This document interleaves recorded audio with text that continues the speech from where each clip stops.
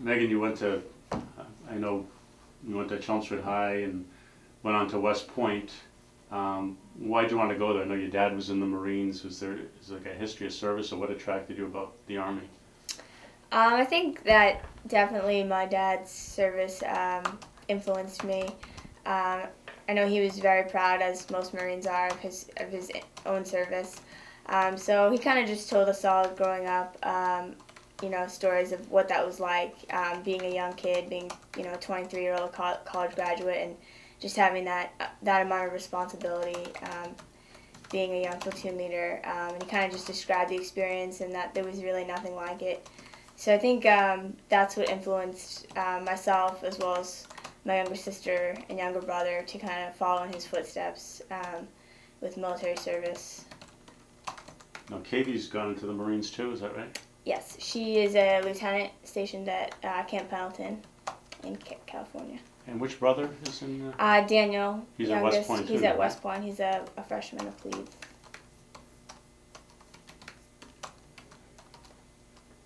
Okay. How did you? We'll get to the book in a minute, though. You got selected or signed up for this community support team, which went over to Afghanistan to help Army Rangers and Green Berets, as I understand it. Well, I'll let you tell what the role is. How did you come to join or be selected for that group, and then what was your role going into that? So basically, I was about 2 years into my my active service at that time. I was stationed in Oklahoma, and a bunch of my friends and classmates from West Point had already deployed. Most of them had at that point. And I had already lost 2 classmates of mine from West Point in the war. And it wasn't that I was like going out of my way to put myself in like a dangerous position. I just kind of felt that I didn't join an army at war to sit in Oklahoma. So I definitely wanted to contribute. And I saw the poster one day. They were kind of all over, I guess, around every Army post in America. And it was just kind of intriguing to me. It said, be a part of history. And it was advertising for this special team, the cultural support team. So I didn't really know much about it, what the specific role was going into it. I just knew basically that it was going to be an all-female support team that was going to help bridge operational gaps by just gaining intelligence and other information from the women and child populations in Afghanistan, which had previously not really been touched. So that's all I really knew going in. So I put in an application basically describing my background, describing my interest in the program, and then as well as just my physical statistics as far as my score on the APFT, things like that. So then I got an email back, and I was invited to the selection, and I basically showed up at Fort Bragg with, there was 2 different selections. There was an active duty selection and a reserve component selection. So I basically showed up with about 120 other women that wanted to volunteer, and we didn't really know what to expect. We just showed up, signed in, and then went through the selection. When you said, just to go back up, when you said you'd already lost 2 classmates to the war, were those women or were those? No, they were both male classmates. Okay. One who I had class with and kind of knew pretty well. And again, it wasn't that I was, trying to put myself in that position. I just kind of felt like I wasn't really doing my part at that point. That answers my next question. Why did you go for this? Why did you believe so strongly in that mission? I mean, it is a very, I guess, conservative, men can't talk to women society thing, and I guess the commanders who came up with this project in 2010, I think, decided to tap our female forces. Why did you believe in that mission? Well, I mean, I think that the Army, there was a need for it, and I think the author of Ashley's War gets into kind of the background of the program. Just there was definitely a need for it at the time, because like I said, basically they were trying to build this network of relationships between all the insurgents in Afghanistan, and they were basically not talking to the woman at all, not trying to gain any intelligence from the woman, because they kind of just assumed that the woman didn't know anything. But when they really started to think about it, they realized, the women probably know more than a lot of the men because they're home all day. They know everything that's going on inside their little compound. But again, this is a counterinsurgency fight, so to have a male service member, an American service member, talk to a female, that's obviously going against the whole counterinsurgency doctrine. So the idea was, we'll get females that can keep up, that are physically fit, that are willing and able to do this mission, and that will be their role. And then they can bring back that intelligence and just kind of help paint just a broader picture of what's going on in that operational area. Okay. What, without going through every step of it, how long did you train for the CST assignment, and what types of stuff did they have you do? Well, obviously I trained out before I went to the selection because I didn't know what to expect, so I was trying to run myself through all the rigors, especially physically. Being a distance runner, I was kind of confident in my ability as, to the endurance aspect, but, I started lifting a lot more, working out different parts of my body because, again, I didn't know what to expect. And then we went through the selection. It was a week-long. We had, obviously physical tests, running, rock marching.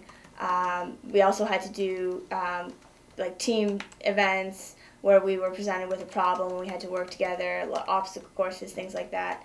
We also had academic testing, so basically they would take you through a physical test, and then they would be like, okay, write a paper till 3 in the morning. So it was just, they were always trying to keep you on your toes, and they were basically trying to test, in the special operations community, it's not just about being physically fit, it's about being able to, that analytical aspect, being able to analyze a situation.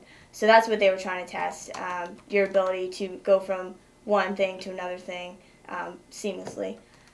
So once we went through the selection, we went to a training course at Fort Bragg, and that was from beginning to end, including our pre-mission training, about 3 months. So it was all day, every day, even some weekends, because there was a minimal amount of time to get a lot of training in. Yeah. Did you have to learn the language over there? Did you have to? We had interpreters, but I did learn some phrases. We learned some phrases in class, but then actually when we were on mission, you kind of got to know, I would go back and I would ask my interpreter, I would be like, how do I say this, because this is what I need to know how to say. Things like, we would go in, these were mostly, night raids, so we would have night vision goggles. We would be able to see them, but they wouldn't be able to see us, so they would be hysterical. So we would call out to them, I knew how to say, I'm a woman, don't be afraid, things like that, just to kind of calm the situation down.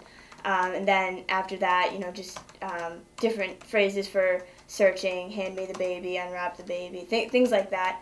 But for the majority of the tactical questioning that we did, we relied on interpreters. On these night raids, I mean, when you say raids, where were you going? You were in Kandahar province, I guess.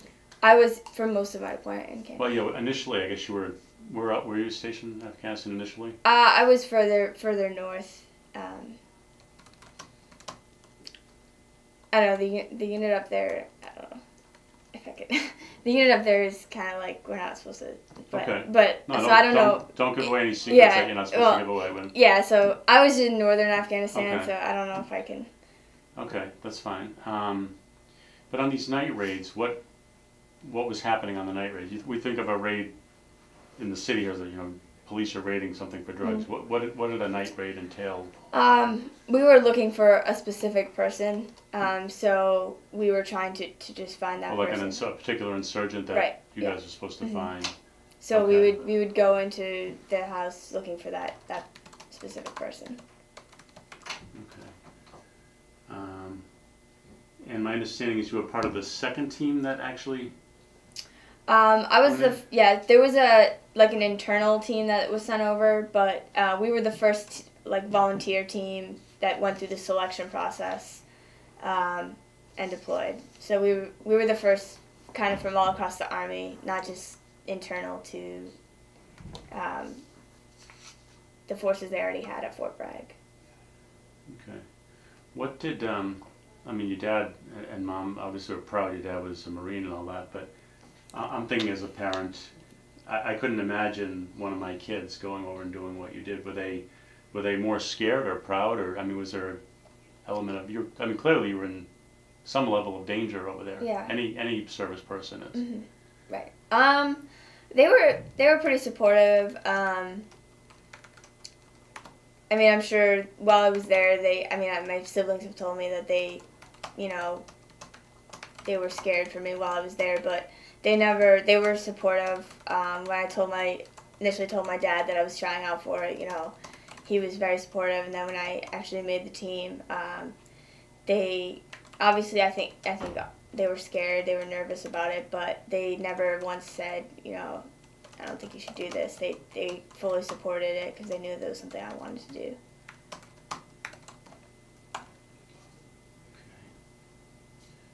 All right, I think I already know so you were in Kandahar province, and I guess it was a 9-month deployment based on what you sent me? That's a long time.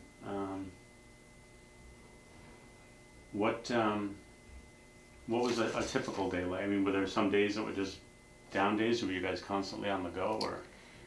We were pretty regularly. We would go out every night. Sometimes there was a lull. It kind of depended on intelligence and what we had. We wouldn't just go out to go out. But yeah, it was pretty. Kandahar was one of the most of all the locations. Kandahar was probably one of the most hot places in terms of missions and mission turnover.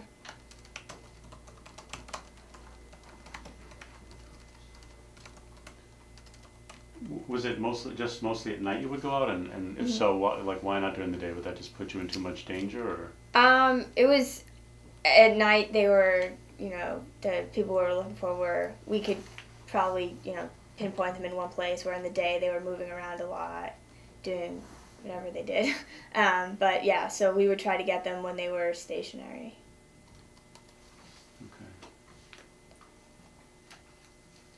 Okay. That brings us to, I guess the book is that apparently you're playing quite a role, and I talked to the author, Gail Lamont, is that how you pronounce it? Which comes out Tuesday, or today, in terms of when this tape will air. It's called Ashley's War, but she told me it's not just about Ashley, who died, I guess, by an IED with a couple of Rangers, but about all of you women that served on these CSTs. What was, I guess first, how did you come to know Ashley? Was it during your training at Fort Bragg, or? Yes, Ashley was a reservist. She was in the North Carolina National Guard, so she wasn't at my selection. So the first time I met her was when we went back to Fort Bragg for the 3 months of the training that we went through. And my first impression of her was that there was a lot of, the room was filled with a bunch of Type A women, and everybody kind of wanted to, especially in the first few days, everyone wanted to tell you who they were, what they were about. And Ashley never felt the need to do that. She kind of, she was very modest. She could seem quiet at times, but I think we actually had a lot in common. We were both lieutenants, pretty young junior lieutenants, and we hadn't really done much up to that point. I think we both kind of admired all the other girls who had a lot more experience and just life and Army experience than we did. So that was my first and I think lasting impression of Ashley, is that just how modest she was, but also how, she was really competent, but she just didn't feel the need to tell you about it. She would just show you just how much of an outstanding person and soldier she was. What was she like as a soldier, and then as a person? And I gather that she became a good friend. Mm-hmm. I mean, we all in those few months, we all just like bonded. Especially our, I don't know if Gail explained to you, but the group that came together, about 20 of us did the specific mission we did, and the other 40 or 50 did a different mission set.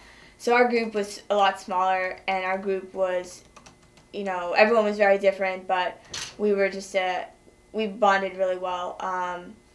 It was an extraordinary group of women because, everybody had their strengths and weaknesses, but the success of each individual was the success of the team. So just being around them just made you want to be better. And Ashley was no exception to that. She was a very selfless person. She would give you the shirt off her back. She was very modest. But she was an exceptional soldier just because she was quiet and didn't feel the need to, always take charge like some of the other girls. She was extremely fit. She was extremely competent at everything she did. She worked extremely hard at everything. And I don't think there's a single person in our group or probably in her life that she came across that could say something bad about her. How did you get the news? You were over there, I guess, when she Mm-hmm. had when she died. How did you get that news, and how did you respond to that? The other women in your unit. I was pretty shocked. Obviously, we didn't go out that night on a mission. We were stood down because of weather. So one of the guys just came in and kind of bluntly told us, that she was killed in action. So I just took my iPad and went for a run, and I don't even know how far I ran. I just ran the perimeter of our little fob that we were at over and over again. And after that, obviously after the shock, obviously we were all very sad, but there was this moment where we were just like, well, we don't know what the future of this program is now, because we thought the knee-jerk reaction was going to be that they were just going to shut it down. But they didn't, and I was actually called in to replace Ashley. So I moved from my base that I was at down to Kandahar at that point. And then I think just taking her spot, like, I was just then full of just like a resolve to do the best job I could, because I was kind of I was filling her shoes. So I think that's what motivated all of us through the remainder of the deployment, was just kind of doing the best job we could for Ashley.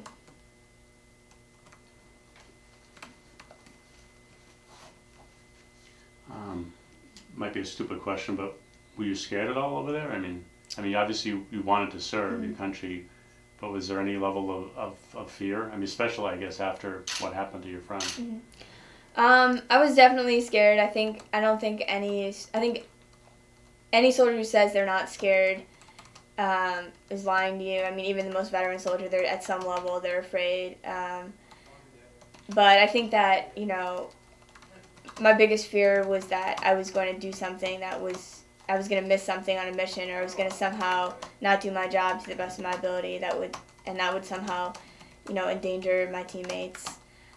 So that was, I think, in that respect, fear was kind of like just a great motivator. But yeah, I think, every night I was like, I would kind of, think, just sit in my bed and thanks for another day, just because when Ashley died, that was kind of I think it was in the back of our minds that, this was probably going to be a somewhat dangerous mission, but when Ashley died, that was kind of a wake-up call, I think, for all of us. It made it, I guess, it made it real. Mm-hmm. Since we're Facebook friends, I flipped through a lot of your pictures, and I often, in these last couple of years, before I even knew this story, I see a lot of pictures of her. And was it on your wrist or your arm? You had her initials for your Mm-hmm. Marine Corps marathon Mm-hmm. last year. Yeah, we all have these KIA bracelets. She was killed in October, and in December, our officer in charge kind of organized it was supposed to be like a CST conference, so we all went to one base, but really it was just kind of her giving us the opportunity for everyone to get together and kind of, we hadn't, because we just kept going on mission, we hadn't really had a chance to see each other or to kind of like mourn her as a team, so she had ordered us these bracelets, and I haven't taken it off a single day since. I don't think any of us have. It's just kind of a reminder every day, you know, to kind of live like Ashley, try to live like Ashley, try to be a selfless person and try to work hard every day no matter what you're doing. So that's kind of something I've done every race I've run, just kind of when I'm feeling sorry for myself, and I think you know what that's like. You know, at some point in every race you reach that point where you start feeling sorry for yourself, so I kind of just glance down at my hand and it kind of keeps me motivated. Can we get a close-up picture of the bracelet? Yeah.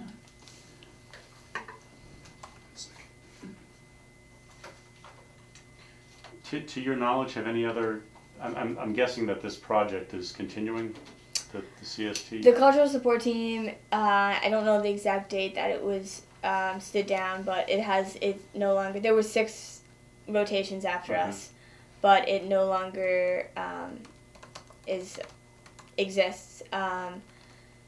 There was a lot of debate about that because actually people were comparing it to the military working dog program in Vietnam, so apparently we're dogs, but they shut that program down after because they didn't see a need for it, and then when Iraq kicked off, it was kind of the same thing. So a lot of people, including a lot of the men that we worked with, saw that this program could be developed and could be applicable to other conflicts that we could potentially get in.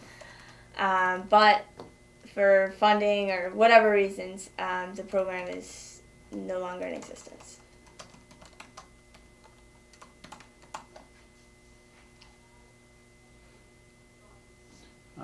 So in addition to being interviewed by Gail Lamont for the book, Ashley's War, which comes out today, Diane Sawyer, I guess, sat down with you, also probably got wind of the book, and since you played a role in it, you had a, how long did she interview you for? And that also airs, I guess, this morning, Tuesday the 21st, and on Nightline tonight.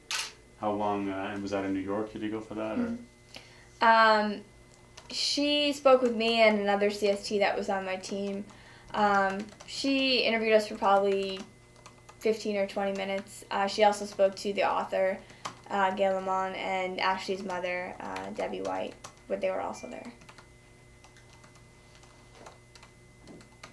So I don't know how much of what we said is going to be included. Okay. And we talked earlier, your active duty's winding down, what, officially May? Is there a date in May? May 23rd. May 23rd. And then you'll be in the reserves? Yes. I guess you can't really predict this, it depends on foreign policy, what our country's doing, our needs for women soldiers, but do you think that you might be called back to active duty someday, or? I know the men soldiers and service people that were in reserves all of a sudden when Iraq and Afghanistan started, a lot of these reservists who Oh yeah, I mean reserve. The job I was just in, our job was to coach and train reserve component units. So I actually got to see a lot of how that whole process works, the mobilization process, while I was in the job at Fort Dix, and they are getting called up pretty regularly. Even today with Afghanistan winding down, but Afghanistan's winding down, Iraq's winding up. So who knows? The potential definitely exists, and obviously, that's part of the reason why I want to stay in the reserves. Because honestly, I really enjoyed my deployment. Obviously there were parts of it that weren't great, but just overall, just that sense of doing something worthwhile, which I didn't really get when I returned to my cubicle in Oklahoma.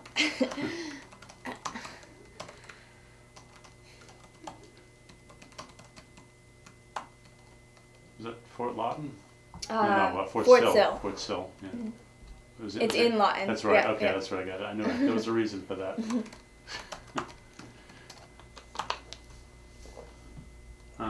Let's see.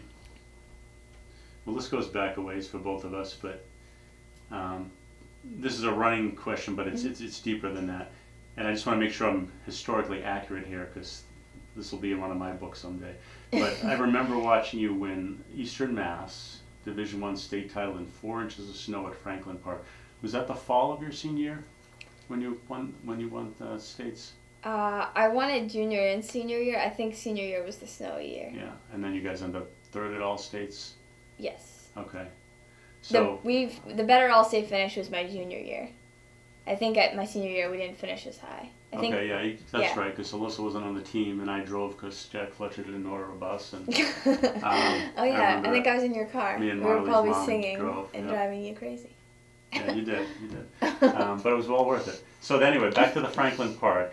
I mean, to this day, I remember that better than some of my kids' races, and I had 4 of them running.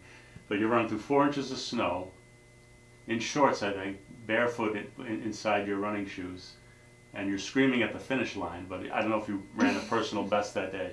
But the toughness that stood out to me and that whole crowd that was gathered around you. I'm going somewhere with this. And you were one of the best, if not the best, female runner to come out of Chelmsford High. But how do you feel, or do you feel that your running and your distance running and the mental toughness that involved prepared you for this elite special ops group that you joined in Afghanistan? Absolutely, especially going into the selection. There was one of the events we had to do. One of the first events we had to do was an unknown distance ruck, and a ruck's basically, you fill your backpack with like 40 pounds in full uniform, and they don't tell you where you're going, how far you're going. So for a lot of people, that was probably intimidating, and obviously for me, it was, to some level, it was also intimidating, but just being a distance runner and putting your body through not only the training, but that point in the race where, it's like the don't quit moment, just knowing like how far your body can go, that definitely, especially going into that particular event, I wasn't really scared about how far it was, or can I finish this. I would run every opportunity I got during that event, because I knew that my body could stand it. And I think just endurance athletes in general, is that other level of, how far can I push my body. And I think that definitely helped me, especially during the selection process. But also, when we were on mission, and just kind of whatever, you never kind of knew. Sometimes we would walk into where we were going, other times we would land pretty close. Sometimes we'd walk up to, 10K, 6 miles, crossing creeks and up mountains, and just you never knew. So definitely not even from a physical aspect, but like you said, more from a mental aspect of just knowing, I put my body through worse. I might get him in trouble, but what was tougher, your Army training or a Brian Crane train at Chelmsford High? I don't know. Maybe the Crane train. Those are epic. What's the, we may have already touched on this, and we're winding down here, but what are the most memorable achievements, or what are you most proud of, both in your running career and then your military career? I think in my running career, definitely that first state title, just because in high school, just because it was something that hadn't been done before. And I'm not talking about my individual, just the team winning the EMAS title. Just because up until that point, our sights were focused on the conference, and we never really saw beyond that. And that year, we kind of all came together, and a rising tide lifts all boats. It was kind of like that. Everyone ran their personal best. Everybody came together when it counted, and I think that really set the bar for kind of years to come, that was a possibility. So I think that taught me a lot, just heading into West Point, heading into running there, and also beyond that, that you should always set your sights a little bit higher than you think, and just work towards that. So you guys went back-to-back state titles on the team. Okay. And what's with your retirement or deactivation from the Army? What's next for Meghan Curran? I don't know. I think eventually I'd like to go to business school, but I want to work kind of in the nonprofit sector, I think. So I would like to get some experience in that realm before just to see if that's really where my heart is. But whatever I do, I just want to do something that I'm passionate about. So I don't know yet.